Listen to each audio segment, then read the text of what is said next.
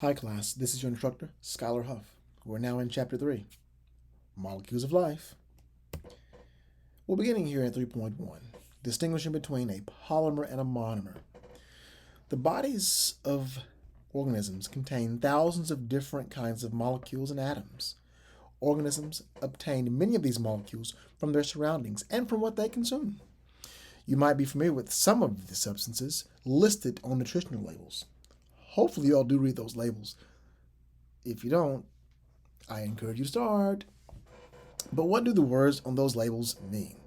For instance, on page 50 of your text, figure 3.1, it says, what's in the food you eat? Fats, cholesterol, carbohydrates, and proteins. All molecules found in popcorn. I'll continue.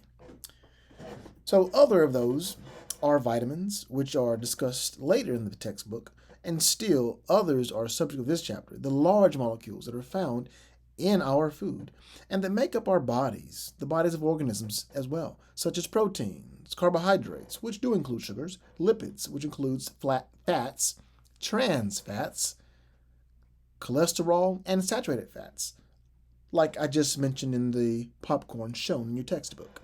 So these molecules are called organic molecules. The bodies of organisms contain thousands of different kinds of organic molecules, but much of the body is made up of just four kinds. They are as follows: carbohydrates, lipids, proteins, and nucleic acids, called macromolecules. They're called such because they can be very large. These four are the building materials of cells, the bricks and mortar that make up the body of a cell, and the machinery that runs within it. So the macromolecules are assembled by sticking smaller bits called monomers together, much as a train built by linking rail cars together. So again, the macromolecules are assembled by sticking smaller bits called monomers, which I would say now is as synonymous as you would think of linking rail cars together. And a molecule built of long chains of similar subunits is called a polymer. So to reiterate, monomers are those small subunits or those small bits that come together to form the larger polymer. So let's get to how they come together. So this is the making and breaking of macromolecules. So you're going to contrast hydrolysis with dehydration synthesis. The four different kinds of macromolecules, carbohydrates, lipids, proteins, and nucleic acids, are built from different monomers as shown in figure 3.2. Make sure you check out figure 3.2 on page 51 of your text. It looks just like this. But they all have their subunits put together in the same way. So a covalent bond is formed between two subunits in which a hydroxyl group is removed from one subunit and a hydrogen is removed from the other.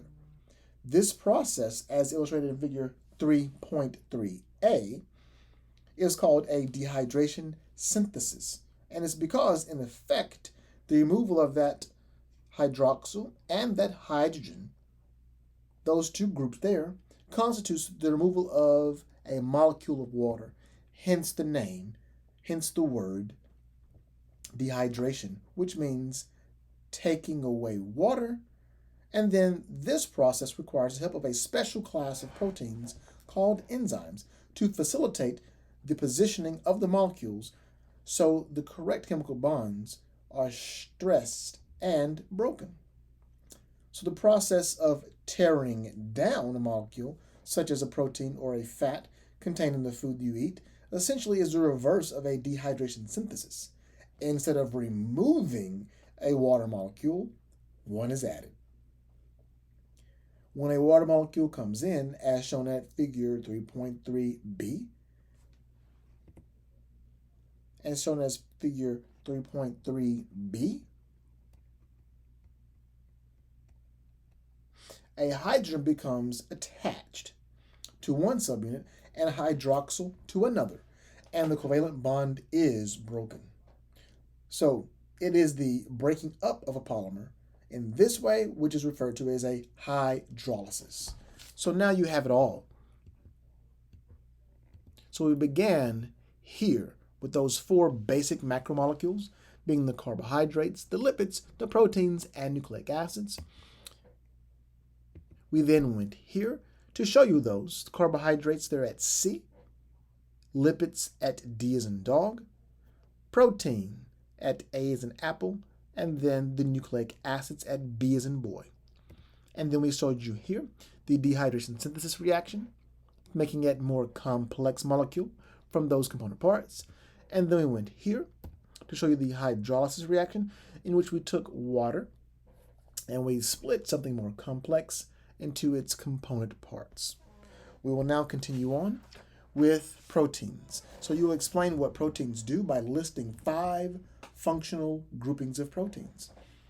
So complex molecules called proteins are important in biological macromolecules within the bodies of all organisms. One of the most important types of proteins are enzymes, which have the key role in cells of helping carry out particular chemical reactions. Other proteins play structural roles. Cartilage, bones, and tendons all contain a structural protein known as collagen. Keratin, which is another structural protein, forms hair and the horns of a rhinoceros, and feathers too. Still, other proteins act as chemical messengers within the brain throughout the body.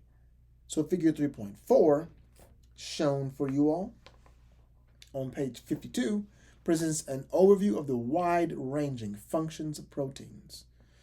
Now let's get to the diagram of the structure of a peptide bond.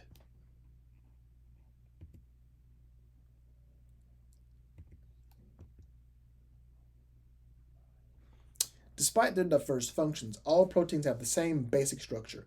A long polymer chain is made of subunits called amino acids and are small molecules with a simple basic structure. A central carbon atom attached to an amino group or amine group, a carboxyl group, and a hydrogen atom, and a functional group designated as the R or R group, as I call them. There are 20 common amino acids that differ one from another by the identity of their functional R group. So it's the R group that makes the amino acids unique.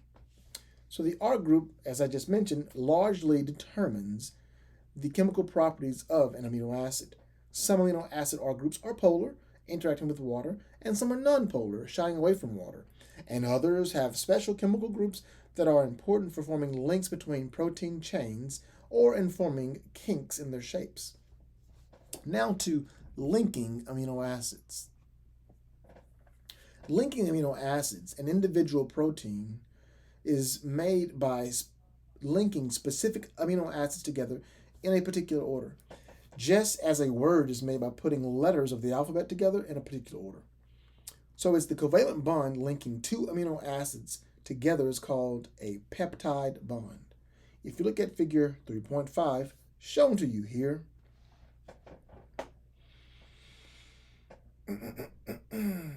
you'll see the same. So the covalent bond linking 2 amino acids together is called the peptide bond. So you can see in the figure called figure 3.5, the water molecule is released as a peptide bond forms. So this is figure 3.5, as I was mentioning. So as those 2 amino acids are bonded or have been joined together by way of that covalent bond, water is given off as that dehydration reaction, making something more complex from something that is, of course, I say less complex. So long chains of amino acids linked by peptide bonds are called or known as polypeptides. Now on to protein structure. And here you all will describe the 4 general levels of protein structure and how their polar nature, or how the polar nature of water influences them. Functional polypeptides are more commonly called proteins. Some proteins, such as keratin in human hair, form long, thin fibers, whereas others are globular, with their strands coiled up and folded back on themselves. The shape of a protein is very important because it determines a protein's function. There are four general levels of protein structure: the primary, secondary, tertiary, and quaternary. All are ultimately determined by the sequence of amino acids. We'll begin here at 1 with the primary structure. The sequence of amino acids of a polypeptide chain is termed the polypeptide's primary structure. The amino acids are linked together by peptide bonds, forming long chains like a beaded strand. The primary structure of a protein, the sequence of its amino acids, determines all levels of protein structure. Because amino acids can be assembled in any sequence, a great diversity of proteins is possible. So it is the primary sequence of amino acids. Secondary structure. Hydrogen bonds forming between different parts of a polypeptide chain stabilize the folding of a polypeptide. As you can see, the stabilizing hydrogen ions, indicated by the red dotted lines, do not involve the R groups themselves, rather the polypeptide backbone. This initial folding is called the secondary structure of a protein. So hydrogen bonding within the secondary structure fold the polypeptide into coils called the alpha helices and sheets known as beta pleated sheets. Tertiary structure. Because some of the amino acids are non-polar, a polypeptide chain folds up in water, which is very polar, pushing non-polar amino acid functional groups away from the watery environment. The final three-dimensional shape, or tertiary structure of a protein, folded and twisted in the case of the globular molecule, is determined by the polypeptide chain by exactly where the non-polar amino acids occur. Next up is the quaternary structure. When a protein is composed of more than one polypeptide chain, the spatial arrangement of several component chains called the quaternary structure of a protein. For example, 4 subunits make up the quaternary structure of the protein hemoglobin, and that's 4 subunits. In proteins composed of subunits, the interfaces between the subunits involved interactions between nonpolar regions, whereas the polar regions of the subunits are often involved in hydrogen bonding. Now let's get to protein folding and denaturation. The polar nature of the watery environment in the cell influences how the polypeptide folds into the functional protein. The protein shown in figure 3.7 on page 55 is folded in such a way that allows it to carry out its function. If the polar nature of the protein's environment changes by either increasing temperature or lowering pH, both of which alter the protein's hydrogen bonding. So when those alter hydrogen bonding, the protein may unfold, losing its structure, which you all can see in that lower right-hand portion of figure 3.7. When this happens, the protein is said to be denatured. When proteins are denatured, they usually lose their ability to function properly. So as I say it, they lose structure, and if the protein loses its structure, it also loses its function. So you have lost class, both structure and function, by becoming denatured. So when the polar nature of the solvent is reestablished, some proteins may spontaneously refold, but most, however, do not. Cooking an egg is an example of denaturing proteins that do not refold. The egg proteins denature as the temperature increases, but do not refold as the egg cools down. They are permanently denatured. Protein denaturation is also the rationale behind traditional methods of preserving food. Prior to the readily availability of refrigerators and freezers, a practical way to keep microorganisms from growing in food was to keep the food in a solution containing a high concentration of vinegar, a treatment called pickling. The low pH of the vinegar denatures the proteins and microorganisms and keeps them from growing in the food. So the folded protein at the top left of figure 3.7 and the denatured protein at the bottom right of the same, figure 3.7, page 55. So there you have it. So let's get to now protein structure determines function. Here you'll describe how the structure of an enzyme also enables it to catalyze a chemical reaction. The three-dimensional shape of a protein determines its function. For instance, many structural proteins assume long cable-like shapes to let them play architectural roles within cells. You can see that in figure 3.8. Enzymes are globular proteins that help with particular chemical reactions to occur in the cell. When a polypeptide folds incorrectly, the enzyme surface has a groove or depression that precisely fits a particular molecule. For example, the red molecule binding to the groove on the surface of the enzyme in figure 3.8b is a sugar. Once the groove in the molecule is induced to undergo the chemical reaction, such as the formation or breaking of one of its covalent bonds. So by bringing two atoms closer together, an enzyme can make it easier for them to share electrons and form covalent bonds. Other enzymes function by positioning a molecule so that there is stress on a particular bond so it breaks. Because the primary structure of a protein, i.e. the sequence of amino acids, you all, determines how a protein folds into its functional shape, a change in the identity of even one amino acid can have profound effects on a protein's shape and its ability to function. Nucleic acids are next.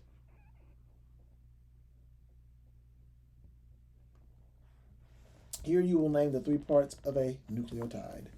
So your body stores hereditary information, and it is put to work by utilizing nucleic acids. So very long polymers called nucleic acids serve as the genetic information storage devices of cells. Just as hard drives store information that computers use. So nucleic acids are long polymers of repeating subunits called nucleotides. Each nucleotide is a complex of organic molecule composed of 3 parts, shown in figure 3.9a. It has a 5-carbon sugar, a phosphate group, and an organic nitrogen-containing base, otherwise said to be a nitrogenous base. In the formation of a nucleic acid, individual sugars with their attached nitrogenous bases are linked through dehydration synthesis reactions in line by the phosphate groups in a very long polynucleotide chain. The nitrogenous bases extend out from the backbone of the chain. So how does the long chain-like structure of a nucleic acid permit it to store the information necessary to specify what an organism is like? If nucleotides were simply monotonous,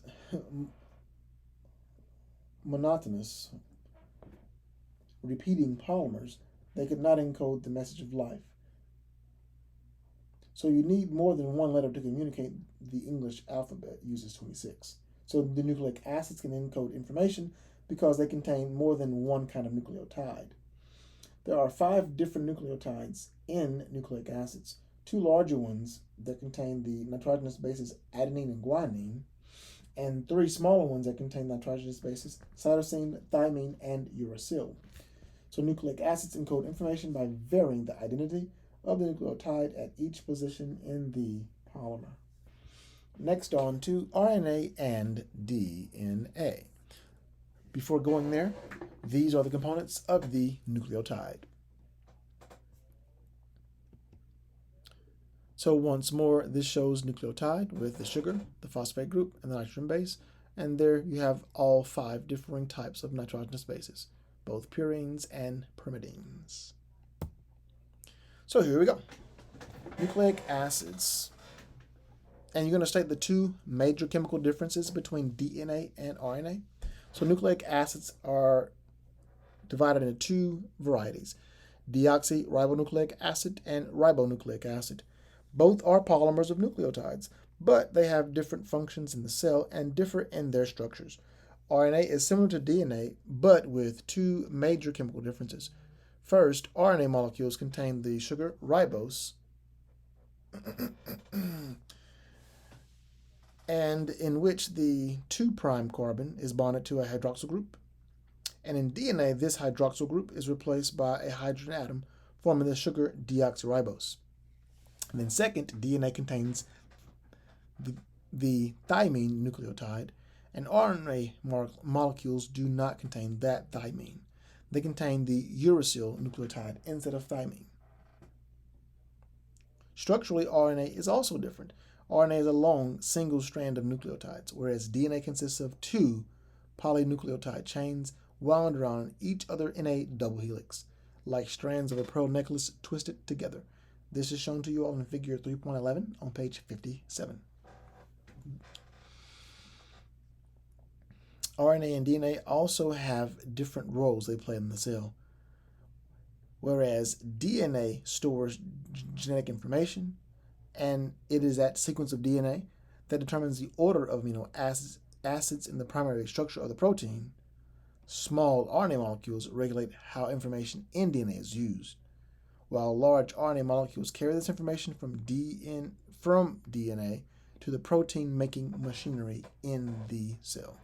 Now on to the picture showing you structurally DNA versus RNA.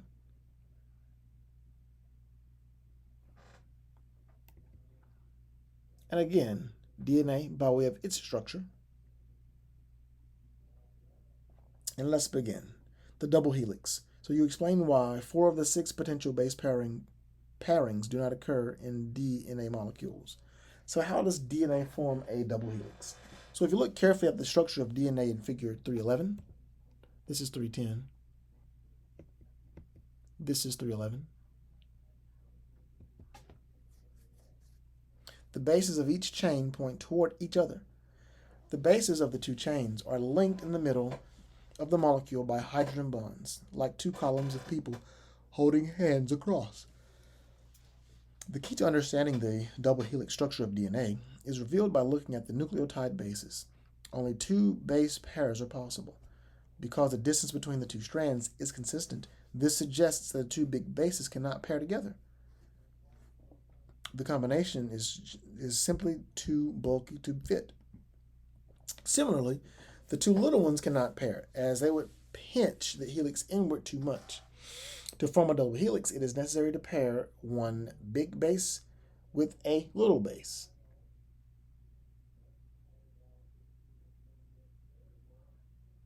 In every DNA double helix, adenine pairs with thymine and guanine pairs with cytosine. The reason A doesn't pair with C, or adenine does not pair with cytosine, and guanine doesn't pair with thymine is because these base pairs cannot form proper hydrogen bonds. The electron-sharing atoms are not aligned with each other. So the simple ATGC pairs with the other DNA double helix, allowing the cell to copy the information in a very simple way.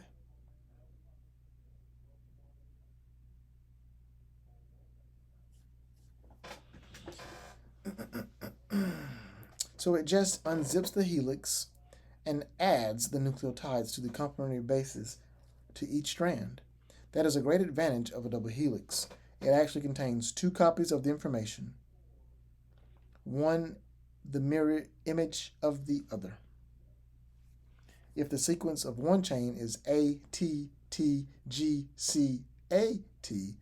the sequence of its helix partner must be TAACGTA.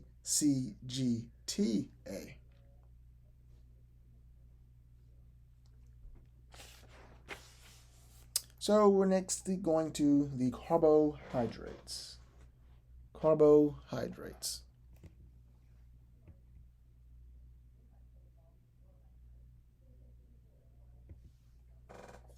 So you will distinguish between monosaccharides and polysaccharides. Polymers are called carbohydrates. So polymers called carbohydrates make up the structural framework of certain cells and play a critical role in energy storage. A carbohydrate is any molecule that contains carbon, hydrogen, and oxygen in the ratio of 1 to 2 to 1. Some carbohydrates are small monomers or dimers that are called simple carbohydrates. Others are long polymers and are complex carbohydrates. Because they contain many carbon-hydrogen bonds, carbohydrates are well suited for energy storage. Such carbon-hydrogen bonds are the ones most often broken by organisms to obtain energy. If you look at table 3.1, found on page 60, it provides you with examples of carbohydrates. Simple carbohydrates. The simplest carbohydrates are simple sugars or monosaccharides. These molecules consist of one subunit. For example, glucose, the sugar that carries energy to the cells of your body, is made of 6 carbons and has a chemical formula of C6H12 O6. A molecule of glucose is pictured in several ways in figure 3.13 on page 59. Another type of simple carbohydrate is a disaccharide. And disaccharides, which forms when two monosaccharides link together through a dehydration reaction. And then table sugar is a disaccharide called sucrose, made of linking two 6-carbon sugars together, a glucose and a fructose, which you can also see again in table 3.1.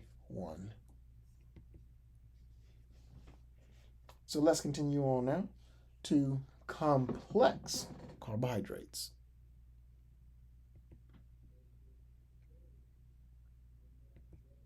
Complex carbohydrates. So organisms store their metabolic energy by converting sugars, which are water soluble, into insoluble forms that can be deposited in specific storage areas of the body. This trick is achieved by linking the sugars together into long polymer chains called polysaccharides. Plants and animals store energy in polysaccharides formed from glucose. The glucose polysaccharide that plants use to store energy is called starch. This is why potatoes are referred to as a starchy food. In animals, energy is stored as glycogen, a highly insoluble macromolecule of glucose polysaccharides that are long and, unlike starch, highly branched. And we store glycogen in our liver and our skeletal muscles. Continuing on. Plants and animals also use glucose chains as building materials, linking subunits together in different orientations not recognized by most enzymes. These structural polysaccharides are chitin in animals and cellulose in plants. The cellulose depicted in the cell wall of plant cells, like the cellulose strand shown in figure 3.14 on page 59, cannot be digested by humans and makes up the fiber in our diets. Hence, it's referred to as dietary fiber, such as the salad you may have eaten last evening or even today. Microbes in the digestive tract of cows and horses, however, can have these cellulose digesting enzymes we humans lack. The microbial enzyme breaks the bonds holding the glucose molecules together so they can be used by the animal's cells for energy. These animals thrive on a diet of grass, but you cannot, and I cannot either. Termites have these enzymes too, which is why a termite can eat wood while you would starve on a diet of tree limbs or lumber. And I'll say starve and likely not live, because no one eats wood. So this is table 3.1 from page 60 of your text. I won't go over this figure now. I'll continue on to what I call the lipids. Lipids. Here you will distinguish between saturated and unsaturated fats and explain why one is solid and the other is liquid at room temperature. For long-term energy storage, organisms usually convert glucose into fats, another kind of storage molecule that contains more energy-rich carbon-hydrogen bonds than carbohydrates. Fats and all other biological molecules that are not soluble in water are called lipids. Lipids are nonpolar. In water, fat molecules cluster together because they cannot form hydrogen bonds with water molecules. This is why oil forms into a layer on the top of water when the two substances are mixed. A special type of liquid called a special type of lipid called a phospholipid is important because it forms the boundary layers in cells called membranes. They will play a major role in the next chapter, being chapter 4, cells. So moving on, fats. Fats are lipids composed of two kinds of subunits, those fatty acid tails and the glycerol head or glycerol. A fatty acid is a long chain of carbon and hydrogen atoms. Glycerol contains 3 carbon atoms and forms the backbone to which 3 fatty acids are attached through dehydration reactions. The chemical composition of the fatty acids that make up the fat molecule can affect its physical properties. Fats whose fatty acid chains are composed of the maximum number of hydrogen atoms are said to be saturated. Saturated fats are solid at room temperature and typically referred to as being animal fats. On the other hand, Fats composed of fatty acids with double bonds between one or more pairs of carbon atoms contain fewer than the maximum number of carbon atoms and are called unsaturated. So unsaturated fats are liquid at room temperature and referred to as those plant fats, and they occur in oils as opposed to being solid as room temperature in the case of the saturated fats.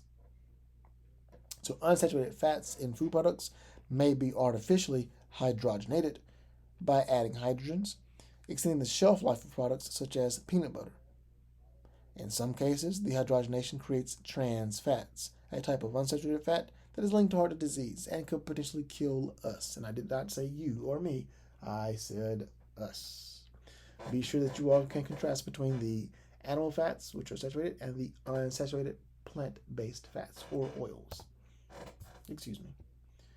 So there you have it. On the left, you see that hard or saturated fat, that solid at room temperature, and on the right-hand side, you see the oil or unsaturated fats from plants. So on the left, that is why your burger is what I call juicy. On the right, this is why they say olive oil. Next up, other types of lipids. So there are other types of lipids, which include phospholipids and cholesterol, which play key roles in the membranes that encase all cells of your body. And cholesterol is a type of lipid called a steroid. So cholesterol plays a key role in biological membranes, helping them stay flexible. The female and male sex hormones, testosterone and estradiol, are also steroids.